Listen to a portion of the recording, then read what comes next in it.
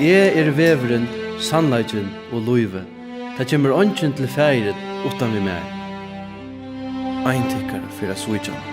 Gåan dagen hattur det herrar. Judas Iskariot. Hvordan mykje vil jeg til at jeg får for igjen? Jesus ur Nazaret, tidsen og bunten. Hva ilt hever hesen maver gjørst?